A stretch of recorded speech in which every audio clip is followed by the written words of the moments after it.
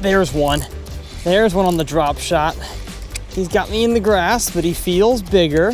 Yes, sir. Stay down, stay down. Oh, ho, ho. Oh, nope, nope, nope. How's it going, everybody, and welcome back to TRF.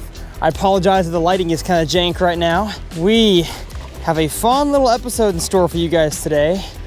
Oh man, if I can land this fish, that would be awesome. Come on, bring it in here. Bring it in here, bring it in here.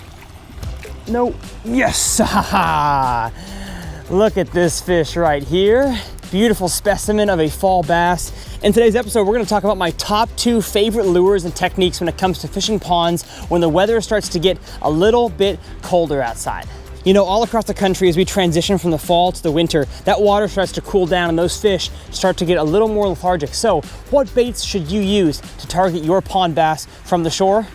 Let's talk about it.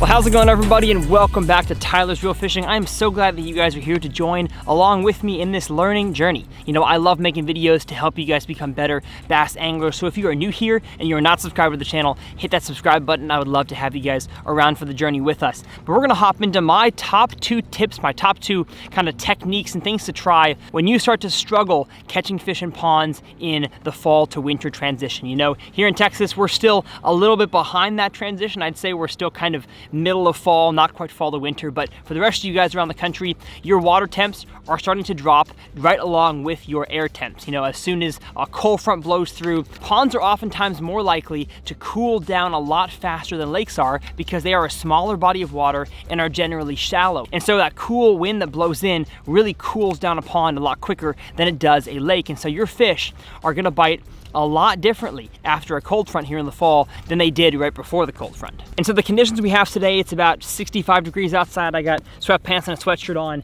There's not hardly any clouds in the sky. Actually, that cloud just barely popped up right there. We have crazy high sky, bluebird conditions, high pressure, and a cold front just blew through about a day or 2 ago. And so these fish are going to be biting quite a lot differently than they did before. You know, when I was throwing a lipless crankbait, a square bill, a topwater, these fish in here today, especially with these conditions, are not gonna eat those lures. So when you're presented with these conditions, what lures should you throw? And I've got 2 for you.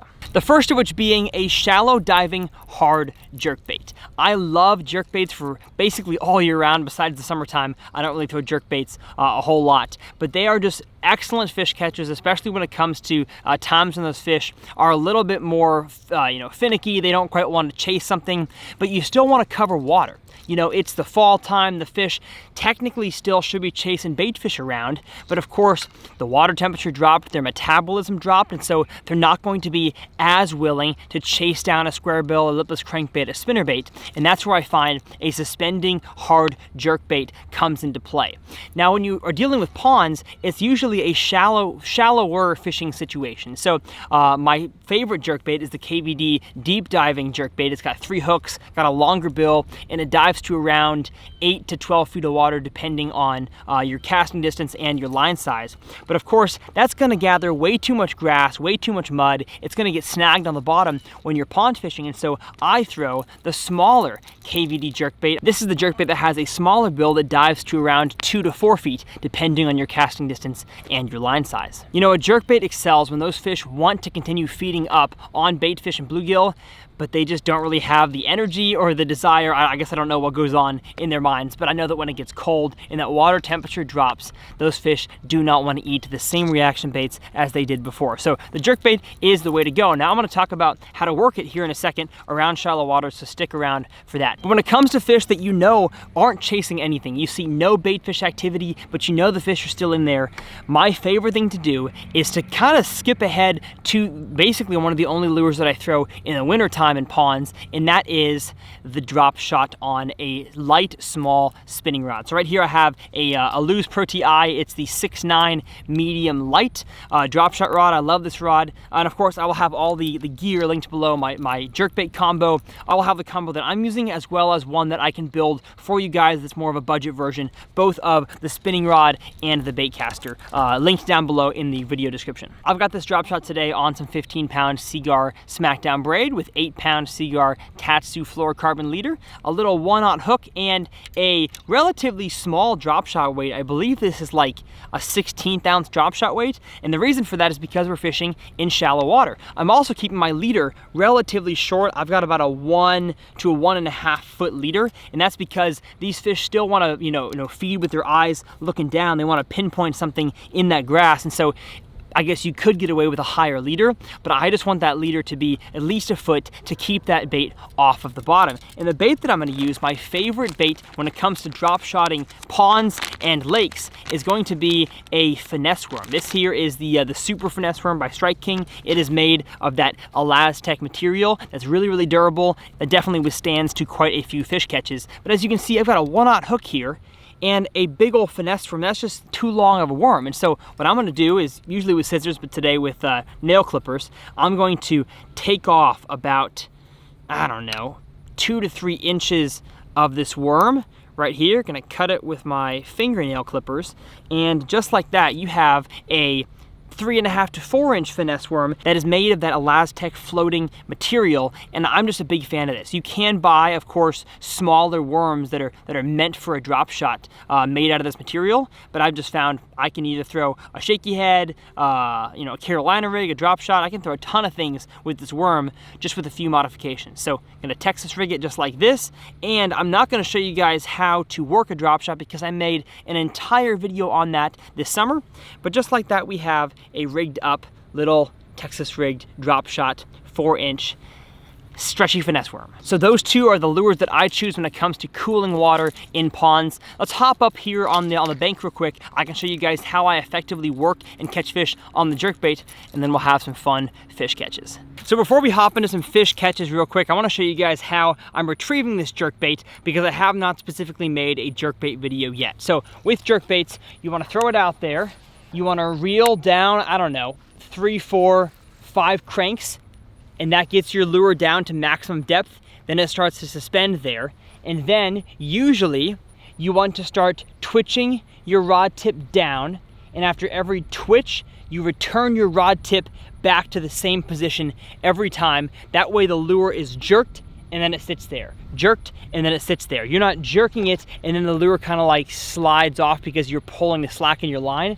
You are always jerking the rod tip and going right back to where you started. I'll talk about that a lot more in my jerkbait specific video I'm gonna make in a lake as soon as it gets a little bit colder outside and water temperature wise. But when it comes to ponds, it's not always proper to do a downward jerk. And that's because we're fishing around shallow water, and a jerkbait, of course, when you reel it down to its proper depth and you jerk it, it's going to get down to whatever depth it says it will. So this KVD jerkbait here gets down to 2.5 to 4 feet depending on your line size. I found that with this 10-pound line here, I get usually 3 to 3.5 feet deep.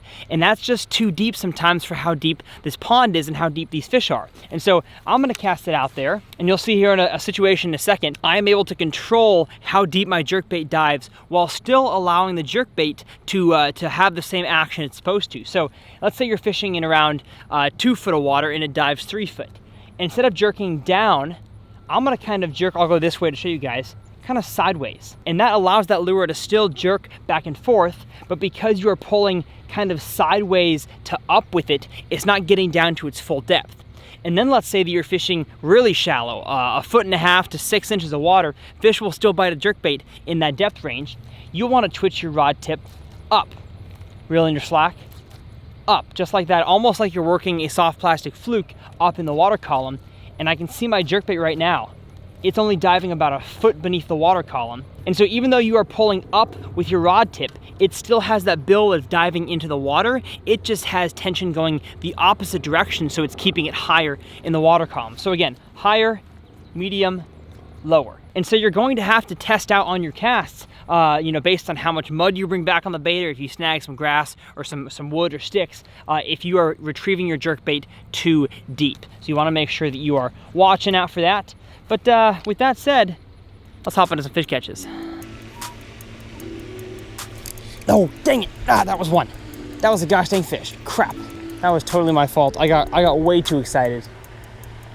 I set the hook way faster than I should have. That's the thing about the drop shot. You have to give them time to eat it.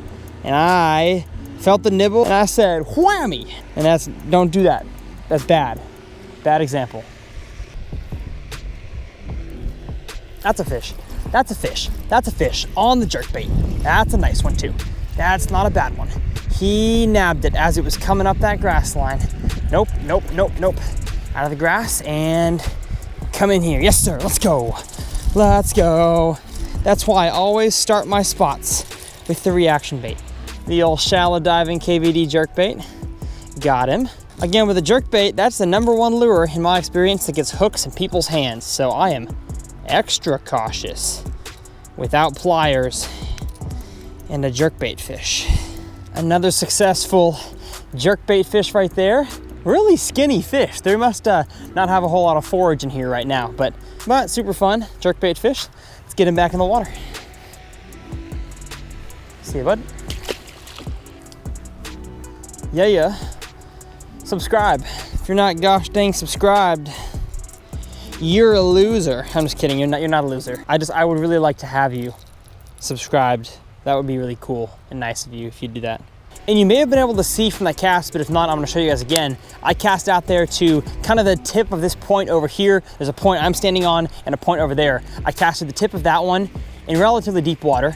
I get my bait down to maximum depth by twitching it in the down direction. And then as soon as I imagined that my bait was kind of getting to the end of this little depression, this little ditch in between these 2 points, I switched my retrieve from a downward jerk to an upward. I think jerkbaits and crankbaits are a lot more versatile than people give them credit for. And you can even work them different ways on one continuous cast. You can twitch them down and up, sideways, fast, slow. It's really a great lure to test out how your bass are feeling in a pond. And today they are pretty dang lethargic. Oh no. Oh no. I don't know if that's grass out there because no, I got a stump. Oh no. Dang it. Well, I guess drop shot it is for the rest of the episode. I already had a tripod and a water bottle. I didn't want to have to bring a whole tackle bag today.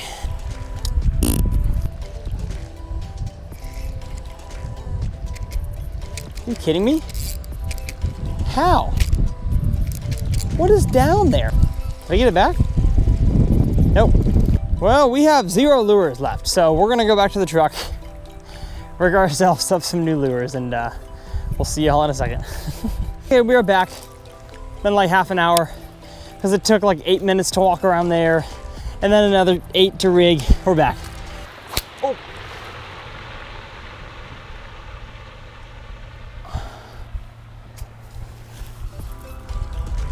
I'm done.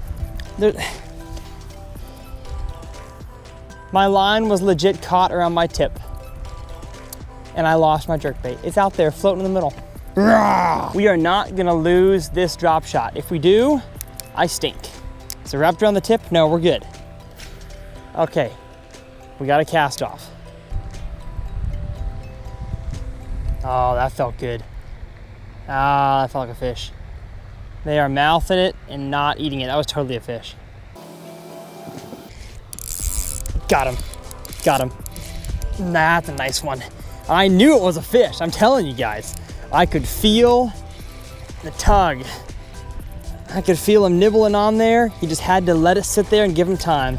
And yes, on the drop shot. No other lure right now would have gotten that fish to eat right there besides the drop shot. Wow, and it pulled right out.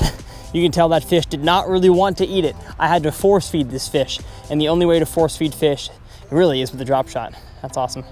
Thanks, buddy.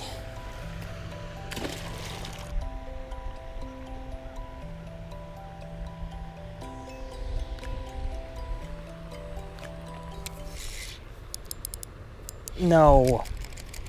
You gotta be kidding me. I get on my phone to get a bite, because that happens. I got on my phone, I got a bite, the fish took me under a stick, and now I'm stuck. Gosh dang it.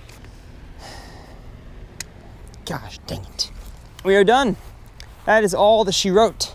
The fat lady has sung, and she sung enough. She didn't sing very well, but I'm not sick of you guys. I love making videos for y'all. It's a ton of fun. I'm never gonna complain about breaking off. I get to fish for a living, which is awesome. But if you guys are not subscribed to the channel, hit that subscribe button. I gotta go back and edit this video and get it out to you guys. But again, I'm so glad that you guys are here. My name is Tyler Anderson, and we'll see y'all next time. When hopefully I don't lose near as many lures.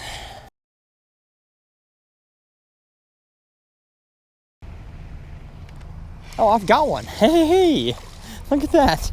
Little guy ate the drop shot. Seems like any size fish will eat a drop shot. Oh my gosh. Whoa, you're crazy. And doing like acrobatic act there. Thank you, friend. Go back and grow for me.